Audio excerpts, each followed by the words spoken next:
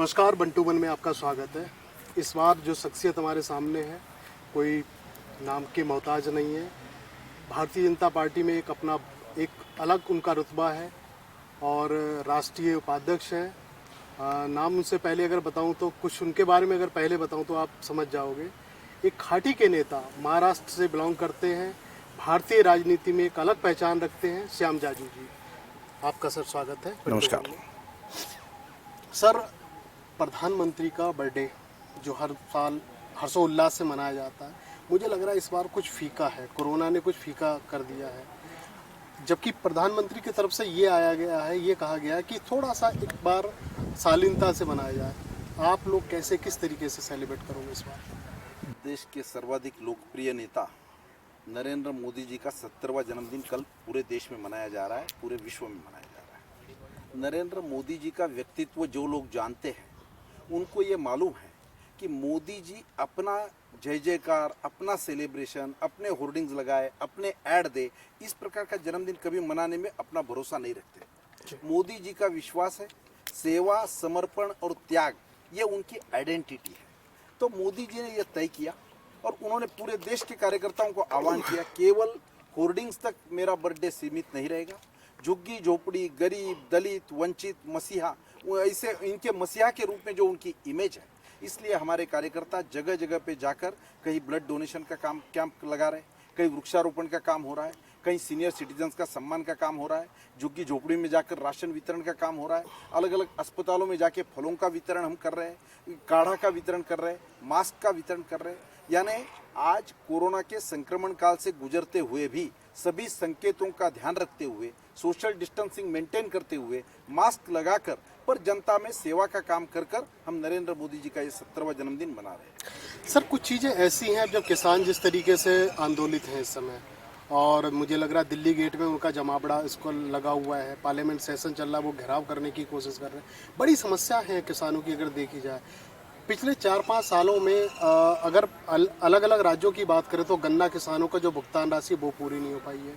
ये समस्या कब तक चलती रहेगी? क्योंकि मुझे लग रहा है पिछली पार्लियामेंट सेशन में आप लोगों की तरफ से ये घोषणा भी करी गई थी, किसी किसान को परेशान होने नहीं दिया जाएगा, लेकिन फिर भी परेशान है। अच्छी बात यह है कि नरेंद्र मोदी जी जब से देश के प्रधानमंत्री बने हैं तब से किसानों की होने वाली आत्महत्या पूरी तरह से खत्म हो गई है।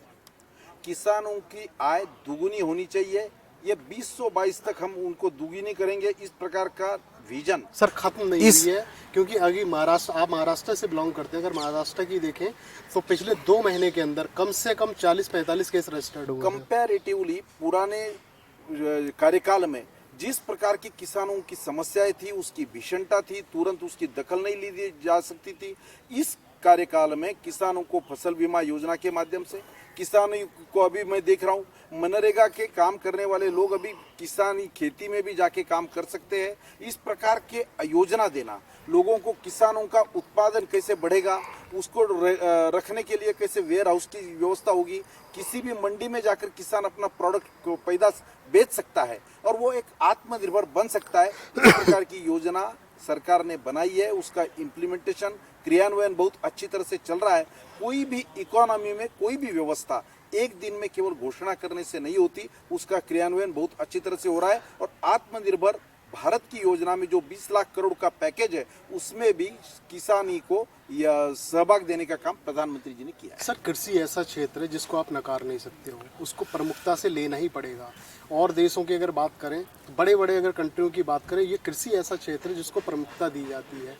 हमारे यहाँ अगर देखा जाए थोड़ा सा उनको सौतेला व्यवहार करा जाता है। आपने प्रोडक्शन की बात करी कि उनकी जो उत्पादन जो राशि है वो बढ़ाई जाएगी, यही तो मांग है शुरुआत से आखिर तक। वही चीज़ें अब तक ऐसी चलती आ रही हैं। स्वामीनाथन कमेटी का रिपोर्ट आने के बाद सबसे ज़्यादा किसानों के लिए कोई उपयुक्त अगर कोई प्लानिंग होगा तो वो स्वामीनाथन कमेटी का रिपोर्ट माना जाता है। हाँ। उसका ज़्यादा से ज़्यादा क्रियान्वयन ये सरकार कर रही है। लागू हो गई, रिपोर्ट लागू हो गई। हाँ, ऑलरेडी उसका बहुत सब बातों का क्रियान्वयन ये सरकार कर रही है।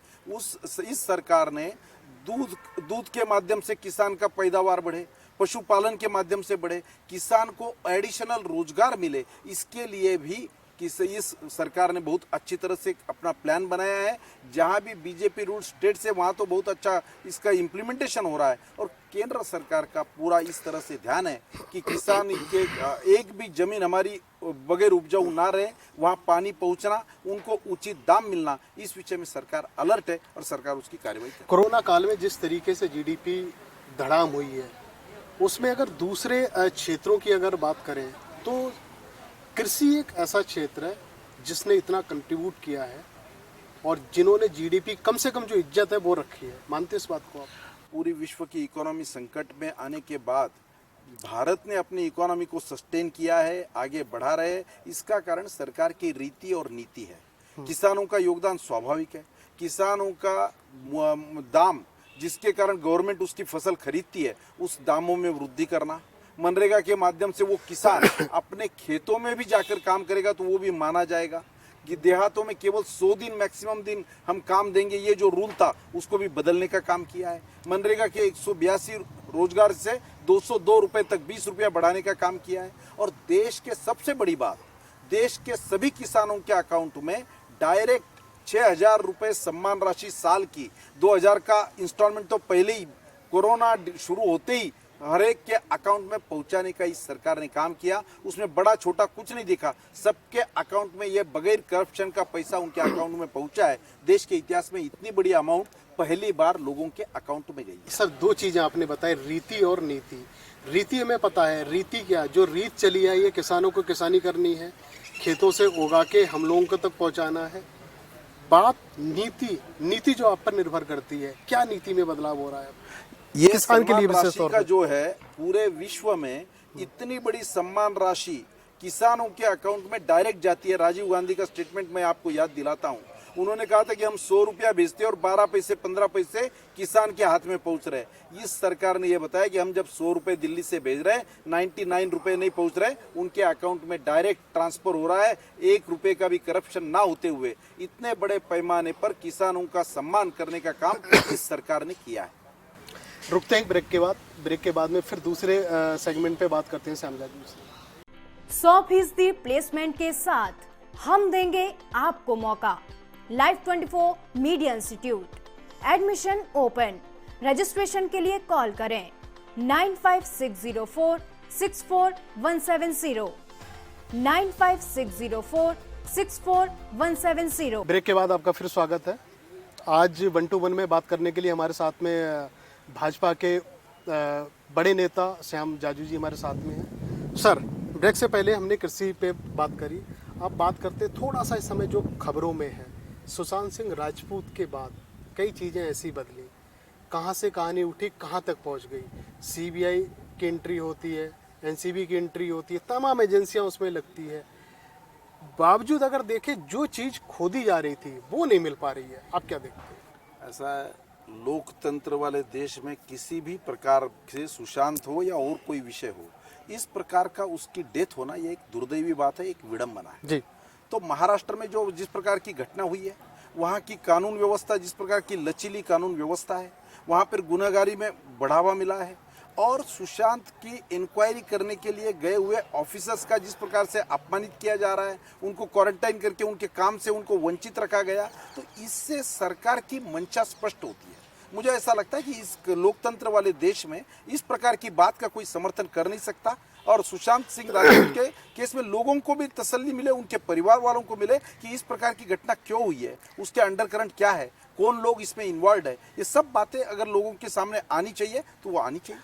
लेकिन सर, शिवसेना आपके बहुत लंबे संग साथ रही है, ठीक है, बीच में क्या हुआ, आपसे अलग होती है, दूसरे पार्टियों के साथ में वो सरकार बना लेती है, लेकिन इसमें लगता है कि इस पूरे एपिसोड में देखें कि भाजपा को कहीं ना कहीं आने वाले भविष्य में कुछ फ़ायदा दिखाई देता है। वो फ़ायदा इसलिए दिखाई देता है अगर शिवसेना अगर उन पार्टियों से जो कोलिब्रेशन जिनके साथ में अगर अलग होती है तो उनके पास एक ही विकल्प बचेगा, वो विकल्प आप बताइए। हर विषय राजनीतिक दृष्टि से हम नहीं देखते, देखना भी नहीं चाहिए, देखना भी नहीं चाहिए। सुशांत जी की जिस प्रकार से उनके मर्डर हुआ है, जो भी उनका मृत्यु हुआ है, और वो पूरा देश देख रहा है, हर घर में उसकी चर्चा है, तो मुझे ऐसा लगता है कि ये किसी देश के स्वतंत्र देश के नागरिकों को शोभा नहीं देता।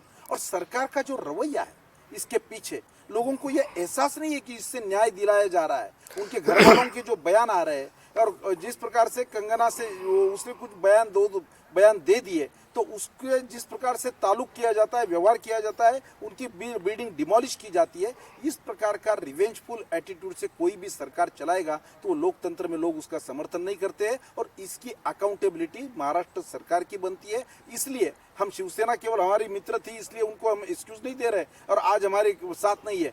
सवाल देश के जनता को न्याय मिलने का है और हर बात को राजनीतिक दृष्टि से हम नहीं देखते। हर आदमी का फंडामेंटल राइट है, उसको ये देखने का अधिकार है।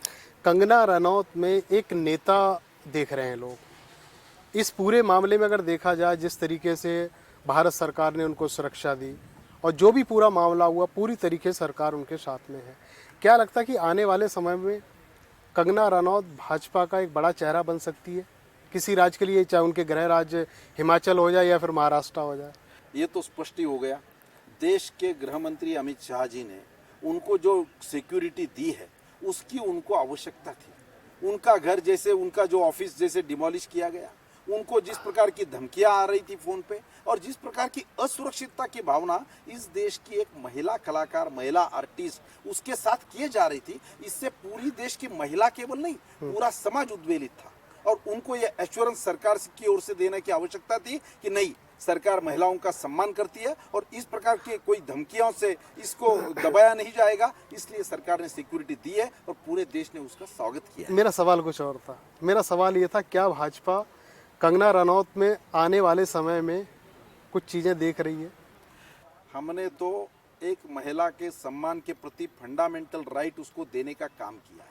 अब इस इंसिडेंट से पूरे देश की जनता उसको एक उभरता हुआ नेता अगर देख रही होगी और वो कुछ करना चाह रही होगी तो वो जरूर आए, उसमें हमें कोई इतराज नहीं है।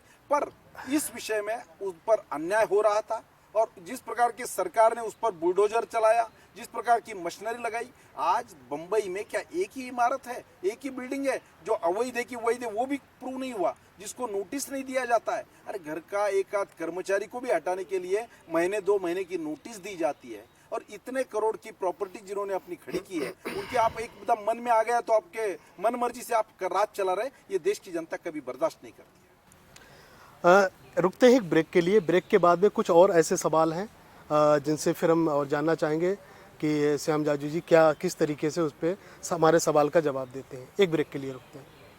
100% प्लेसमेंट के साथ हम देंगे आपको मौका। Live 24 media institute, admission open. Registration के लिए कॉल करें 9560464170 9560464170। ब्रेक के बाद आपका एक बार फिर स्वागत है सर जी। कोरोना को लेके जिस तरीके से दिल्ली सरकार ने एक ढोल पीटा हुआ कि दिल्ली जो मॉडल है वो जैसा मॉडल हम लोगों ने अपनाया है वो किसी देश ने नहीं बनाया, किसी राज्य ने नहीं अपनाया, क्या इत्तेफाक रखते हैं आप उनकी बातों पे? और जबकि ये सच्चाई जब आप लोग शुरुआत से कहते आ रहे हो, जब अमित शाह जी ने, गृह मंत्री साहब ने जब एंट्री करी दिल्ली में, उन्होंने खुद घूम के सारी चीज़ें देखी, उसके बाद चीज़ें बदली। दिल्ली के उप मुख्यमंत्री ने कह दिया था कि 31 अगस्त को 5.5 लाख पेशेंट्स दिल्ली में होंगे। दिल्ली में एक भी अस्पताल नहीं बचेगा, ना बेड मिलेगा, ना वेंटिलेटर मिलेगा, ना कोई मेडिकल स्टाफ मिलेगा, ना नर्सेस यहाँ पर उपलब्ध रहेगी। मुझे लगता है कोई भी राज्यकर्ता पार्टी का ये काम नहीं है, लोगों को दहशत, लोगों को डराना धमकाना, क्योंकि शुरू से दिल्ली सरकार ने बड़े कैजुअली इस काम को लिया था और इसके कारण दिल्ली तो देश की राजधानी है, पूरे देश का यहाँ पर प्रतिनिधित्व होता है और ऐसे दिल्ली के ये हालात होंगे तो लोग डर गए थे। सब लोगों ने रिक्वेस्ट करने के बाद देश के गृह मंत्री अमित शाह जी ने दिल्ली का कारोबार अपने हाथ में लिया और हम सब लोग देखते हैं जो दिल्ली सरकार राशन वितरण में कम पड़ी, दिल्ली सरकार ने माइग्रेटेड लेबर्स को भगाने का यहाँ से काम किया, दिल्ली सरकार ने किसी भी विषय में लोगों को आश्वस्त नहीं किया। कहाँ 10 लाख लोगों की रसोई चलती थी, अभी तक वो अपना किचन बता नहीं पाए। तो आखिर आगे आकर अमित शाह जी के इनिशिएटिव से 10,000 लोगों का जो राधा स्वामी सत्संग के वहाँ पर बना और पहली बार देश के गृह मंत्री, हेल्थ मिनिस्टर तो जा ही रहे थे डॉक्टर हर्षवर्धन, अस्पतालों में खुद गए, वहाँ की व्यवस्था देखी, उसको ठीक किया और उसके बाद दिल्ली वाले आश्वस्त हो गए केजरीवाल जी ने किस प्रकार से दिल्ली को हैंडल किया, पूरी दिल्ली देख रही है। आज दिल्ली हताश है, निराश है, अगतिक है और केजरीवाल जी की क्रेडिबिलिटी खत्म हो गई है कोरोना को जिस प्रकार से उन्होंने हैंडल किया। दिल्ली वाले इसलिए तो कंफ्यूज हैं, वो समझ ही नहीं पा रहे हैं ये सेंट्रल गवर्नमेंट का करा हुआ है या स्टेट गवर्नमेंट का करा हुआ है, और सिरे आप भी ले रहे हो वो भी ले रहे हो, इसीलिए तो भ्रमित है। वही चीज आपको कह रहा हूँ ना, राधा स्वामी सत्संग वालों ने जगह दी, रेलवे ने वहाँ का फ्लोरिंग बनाया, समाज के लोग आगे आकर वहाँ के बेड की व्यवस्था की, मेडिसिन की व्यवस्था सेंट्रल गवर्नमेंट कर रही है और वहाँ पर फोटो खिंचवाने का काम दिल्ली सरकार जाके कर रही है। तो भी वो उन्होंने अगर किया है तो किया है, नहीं वो उद्घाटन भी नहीं करने दे रहा था, कह रहा था कि वो सब कुछ हमारा करा हुआ है हमारे स्टेट में। ये सवाल, हम श्रेय की लड़ाई नहीं लड़ रहे, हमने हमारी दिल्ली की पार्टी ने भी जगह जगह पे जितने भंडारे खोले, जितने राशन वितरण किया, मास्क किट का वितरण किया और लोगों को हमने ढाढ़स बंधाने का काम किया। मुझे ऐसा लगता है कि ये मानवता को देखते हुए हमने ये काम किया है। दिल्ली सरकार का अप्रोच पूरे देश ने देखा है। इस अस्पतालों में केवल दिल्ली वालों का इलाज होगा, बाहर वालों का इलाज नहीं होगा। दिल्ली के डॉक्टरों को पीपीई किट नहीं पहुंच रहे थे, वेंटिलेटर यहाँ पर कम थे। ये सब बातों को देखते हुए सरकार और केंद्र से आए हुए पैसे में से 230 करोड़ रुपया जिन्होंने केवल एडवर्टीजमेंट पे खर्च किए, एडवर्टीजमेंट से कोरोना खत्म नहीं होता है, कोरोना पे कंट्रोल करने का काम एडवर्टीजमेंट से नहीं होता है, पर उन्होंने इस पर खर्च किए। ये हमारे पास अधिकृत रिपोर्ट है। तो ये दिल्ली सरकार का एक्शन क्यों नहीं दिल्ली वालों ने नहीं, फिर एक्शन क्यों नहीं लेते हो? 230 करोड़ दिनों में, इन दिनों में हमने इस विषय की कहीं भी राजनीति करने का काम नहीं किया। नहीं, ये राजनीति नहीं है। आपका पैसा जो किसी को भेजा है, आवंटित पैसा करा है, जनता का पैसा, उस पे अगर कोई डाका डाला तो एक्शन लेने का, चाहे कैसा भी, चाहे कोरोना काल हो चाहे सामान वक्त, उस पे आपको एक्शन तो लेना चाहिए। केंद्र से दिल्ली के लिए जितना पैसा आया है उसका 230 करोड़ रुपया इन्होंने एडवर्टीजमेंट पे खर्च किया है। ये अधिकृत रूप से हम आज कह रहे हैं और आने वाले दिनों में जनता को ये सब कह के हम इस पैसों का उनसे हिसाब मांगेंगे। इसकी जवाबदेही दिल्ली सरकार की बनती है। उन्होंने कोरोना के लिए जिनाइनली खर्च कितना किया और इस प्रकार के एडवर्टीजमेंट में कितना खर्च किया। 1-1.5 साल के बाद में दिल्ली का निगम का चुनाव है, तो आपको लगता है कि ये जो चीज़ें आप बता रहे हो इसका फ़ायदा मिलेगा, या क्योंकि उधर आम आदमी पार्टी के जो नेता हैं वो निगम के लिए तैयारी अभी से शुरू कर रहे हैं, तो इसमें जनता एमसीडी के हमारे सभी प्रतिनिधि, पिछले भी चुनाव हमारा आम आदमी पार्टी और भाजपा में ही हुआ था, सातों के सातों सांसद हमारे उनके सामने ही जीते हैं। हमारे 272 में से 172 निगम पार्षद हमारे हैं, ये तीनों मेयर हमारे हैं। तो दिल्ली की जनता ने जमीन पर काम करते हुए भारतीय जनता पार्टी के लोगों को देखा है। अभी भी इस कार्यकाल में, कोरोना के कार्यकाल में भी अनेक जगह पे कोविड सेंटर खोलने का काम हमारे लोगों ने किया। एनजीओ के माध्यम से हमने सब ये काम चलाया है और इसमें हमने केवल सरकार किसकी है, ये काम किसका था, ये ना देखते हुए जनता को राहत देने का काम ईमानदारी से हमने किया। हमारी नीयत साफ है, हमारी नीति स्पष्ट है। एक और आखिरी ब्रेक के लिए रुकते हैं, उसके बाद में कुछ अंतिम सवाल जो हैं वो सवालों का जवाब हम श्यामजाजू से लेने की कोशिश करेंगे। 100% प्लेसमेंट के साथ हम देंगे आपको मौका। Live 24 media institute, admission open. Registration के लिए कॉल करें 9560464170, 9560464170। ब्रेक के बाद आपका फिर स्वागत है। सर, जिस तरीके से हमारा चाइना के साथ में कॉन्फ्लिक्ट चल रहा है, कई चीज़ें निकल के आई हैं बीच में ऐसी, वहाँ की मीडिया कुछ और कहती है, हम लोग कुछ और कहते हैं। कब तक चलेगा ऐसा? अगर विपक्ष ये भी सवाल उठा रहा है कि वहाँ जो संसद जो तनातनी वहाँ पे हो रही है उसका सही जवाब और सही जानकारी डिफेंस मिनिस्ट्री नहीं दे रही है, गवर्नमेंट ऑफ इंडिया नहीं दे रही है। चाइना ये कोई पहली बार भारत से इस प्रकार से व्यवहार कर रहा है, ये पहली बार नहीं है। चाइना को जो देशों की सीमाएं मिलती है, सभी देशों से चाइना का इसी प्रकार का अप्रोच रहता है।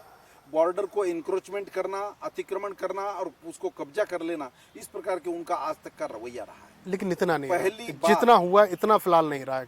पहली बार 62-61 से पहले का तो रहा होगा, लेकिन उसके बाद का जो पीरियड है, इस पीरियड में इतना मुझे लग रहा पहली बार उनको ये हिमाकत में जानना चाह रहा हूँ। भारत सरकार ने जब दिया, उनके सबके सब ठेके हमने 8 दिन के अंदर कैंसिल कर दिए, उनके ऐप हमने कैंसिल कर दिए। पहली बार डिफेंस में आकर चाइना के प्रधानमंत्री को बोलना पड़ा, लड़ाई मैप की थी, ऐप की नहीं थी, आप ये क्यों कर रहे हैं? चाइना के लिए बहुत बड़ा कंज्यूमर का मार्केट हिंदुस्तान है और हिंदुस्तान की जनता में भी ये भाव जगाने का काम इस सरकार ने किया और बॉर्डर पे तो दो टूक जवाब दिया ही दिया है। और विश्व के कूटनीति में हम सक्सेस हुए, बड़े देश हमारे साथ खड़े रहे और आज चाइना को हमने ठोका बोला है कि 1 इंच भी उनका इंक्रोचमेंट भारत बर्दाश्त नहीं करेगा, उनको पीछे जाकर ही रहना पड़ेगा। हमारी सेना आज भी वहाँ पर तैनात है, ये कल राजनाथ जी ने भी पार्लियामेंट में जवाब दिया है। मुझे लगता है कि चाइना के इतिहास में पहली बार इतना दमखम से 2 टूक जवाब उनको भारत सरकार ने दिया। LAC पे फिंगर 5 फिंगर 4 को भी क्रॉस कर लिया, कम से कम 5 को भी उन्होंने क्रॉस कर लिया, और आप कह रहे हो कि 1 इंच भी आगे नहीं आएंगे। ये सच्चाई, ये तथ्यात्मक चीजें हैं। इसके पहले जब चाइना इंक्रोचमेंट कर अंदर आता था, 20 किलोमीटर अंदर आए और कॉम्प्रोमाइज होने के बाद, बातचीत होने के बाद 5 किलोमीटर पीछे चले गए। इस प्रकार का उनका रवैया रहा है। पहली बार देश के प्रधानमंत्री नरेंद्र मोदी जी ने हमारी सेना को पीछे नहीं किया है। जब तक वो पीछे पूरी तरह से हटेंगे नहीं, और वहाँ के रोड पे नो मैन एरिया में हमने जो इंफ्रास्ट्रक्चर बनाया है पहली बार, इस पर उनका विरोध है कि भाई हमारे बॉर्डर पे हमने क्या करना, ये हमारा अधिकार है। ये नरेंद्र मोदी जी ने उनको कहा है। हमारी सभी सरकारों को हमने आदेश दिया है, चाइना के कोई भी ठेकेदार अब इस देश में काम नहीं करेंगे। और चाइना के बाइकाट करने का जनता ने अपने आप में इनिशिएट लेकर जो आंदोलन छेड़ा है, इसका जवाब चाइना को समझ रहा है। इसका हिसाब कितना है, उनके इकोनॉमी पे बहुत बड़ा असर होगा। और वहाँ से जो अपनी इंडस्ट्रीज वाइंड अप करके वहाँ से निकलना चाह रहे हैं, वो भारत को एक अल्टरनेट के रूप में देख रहे हैं। भारत एक सशक्त और समर्थ विकल्प के रूप में उन सब इंडस्ट्रीज के सामने है। चाइना यही चाहती है कि भारत को अशांत करके वो लोगों को वो रोकना चाहती है, पर लोगों ने अभी तय कर लिया। भारत की विश्वासार्हता बढ़ी है, भारत की क्रेडिबिलिटी बढ़ी है। भारत इज बिजनेस करने के लिए उनको यहाँ पर महसूस हो रहा है, यहाँ इजीली वो अपना एस्टेब्लिशमेंट कर सकते हैं। नहीं सर, ये लग रहा है ये जो मामला पूरा चल रहा है, आपको लगता है कि अगर मैं आपसे ही जानना चाहूँ, ये सॉर्ट आउट होगा या कुछ चीज़ें आगे बढ़ेंगी? युद्ध तक जाएगा मामला, वार तक जाएगा मामला? जो चीज़ें जो निकल के आ रही हैं वो इतनी आसान नहीं लग रही हैं कि ये मामला बहुत आसानी से सुलझ सकता है। क्योंकि सुलझाने की जहाँ तक बात है, PM साहब ने दौरा करा, रक्षा मंत्री साहब ने दौरा करा, हमारे आर्मी के लोगों ने भी दौरा करा, वो चीज़ें सॉर्ट आउट हो नहीं पाई हैं। देश के संरक्षण मंत्री और देश के प्रधानमंत्री, इन्होंने चाइना को भी बोला है और पूरे विश्व में एक मैसेज दिया है, हम किसी भी देश से नज़र में नज़र मिलाकर बात करेंगे। नज़र नीचे कर हम शर्मिंदा नहीं होंगे और नज़र ऊपर कर हम उनके ऊपर नहीं देखेंगे। हम उनके समान लेवल पे जाके बात करेंगे और देश के सम्मान से कोई भी कॉम्प्रोमाइज़ नहीं किया जाएगा। ये मोदी जी ने कहा है। और इसके पहले मोदी जी का सर्जिकल स्ट्राइक हो, मोदी जी का एयर स्ट्राइक हो, उन्होंने जैसे जैसे अपनी भूमिका व्यक्त की है, लोगों का उन पर पूरा भरोसा है और चाइना को 2 टूक जवाब दे के ही हम रहेंगे। सर, आखिरी सवाल आपसे, बिहार चुनाव नज़दीक है, NDA का जो कुनबा है, कुछ ऐसा लग रहा है सीटों को बंटवारों को लेके बात बन नहीं पा रही है। अब चिराग पासवान जिस तरीके से अपनी अलग राग अपना रहे थे, हालांकि अब कुछ चीज़ें जुड़ती हुई दिखाई दे रही हैं। अब जीतमरान मांझी भी, अब उन्होंने कहा कि हम भी आने की कोशिश करेंगे। ये चल क्या रहा है वहाँ पे? अभी पूर्व मुख्यमंत्री मांझी जी भी NDA में वापस शामिल हो गए हैं जी। वहाँ पर नीतीश जी के नेतृत्व में बिहार ने बहुत अच्छा 5 साल में परफॉर्मेंस करके दिखाया है। केंद्र ने भी बहुत अच्छा ध्यान बिहार के विकास पर दिया है। जहाँ तक बिहार के चुनाव का सवाल है, मैं निश्चित रूप से आज कह सकता हूँ, वहाँ की सरकार के काम के आधार पे, केंद्र सरकार ने जो सपोर्ट दिया उसके आधार पे हमारा गठबंधन वहाँ पर काम करेगा। स्वाभाविक रूप से जो सरकार बनने की इच्छा है, जिसका फ्यूचर ब्राइट है, वहाँ पर टिकटों की इच्छा रखने वाली संख्या ज़्यादा बढ़ती है। और मुझे विश्वास है हमारा गठबंधन ठीक तरह से वहाँ पर परफॉर्म करेगा। ये कोरोना कार्यकाल में भी अपवादात्मक रूप में जो चुनाव होगा बिहार का, जो वर्चुअल तरीके से लड़ना पड़ेगा, उसमें भी भारतीय जनता पार्टी और हमारे NDA की गठबंधन वहाँ पर यशस्वी होगी। RJD के मुखिया इस समय जेल में हैं और इन चीज़ों से सबको देखते हुए, मिला के वो समावेश करते हुए, क्या समझा जाए कि जो मैच एक तरफा है? वह बिहार की जनता बड़ी सोचने वाली है, अलर्ट है, पॉलिटिकली अलर्ट। सबसे ज़्यादा कोई प्रदेश होगा तो वो बिहार है। उन्होंने ये 5 साल की सरकार का काम देखा है। 1 रुपए का भी करप्शन की चर्चा कभी बिहार में नहीं हुई है। तो लोग इन सब बातों को अप्रिशिएट कर रहे हैं, जिसके कारण JDU के नेता जेल में है, वो भी इतिहास लोगों के सामने, लोग तुलना करते हैं। और एक बात है इस चुनाव में नई, पूरे देश से जो माइग्रेट होकर वो लेबर वापस चली गई है बिहार में, वो भी अपना अच्छा योगदान इस चुनाव में करने वाली है। तो ये सब बातों को मिला जुलाकर निश्चित रूप से हम कॉन्फिडेंटली कह सकते हैं आज कांग्रेस वहां लड़ने की स्थिति में नहीं है। और वहां की जो मेन विपक्षी पार्टी थी लालू यादव जी की, वो भी पार्टी का जो काम है वो आप सब बिहार की जनता ने देखा है। आज वहां पर सशक्त और समर्थ विकल्प के रूप में केवल भारतीय जनता पार्टी सरकार बनेगी। निश्चित रूप से सरकार बनेगी। तो ये थे श्याम जाजू जी, जिन्होंने हमारे जितने सवालात थे, चाहे कोरोना को लेके हो, चाहे चाइना को लेके हो, चाहे बिहार चुनाव होने वाला है, हर सवाल का उन्होंने जवाब बड़े ईमानदारी के साथ में दिया। तो अगले हफ्ते किसी और बड़ी शख्सियत के साथ में हम होंगे रूबरू। तब तक के लिए नमस्कार।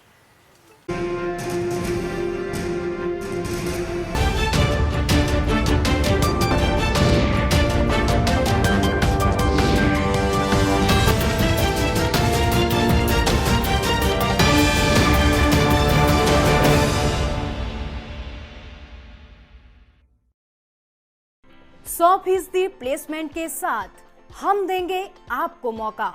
Live 24 media institute, admission open. Registration के लिए कॉल करें 95604 64170 95604 64170।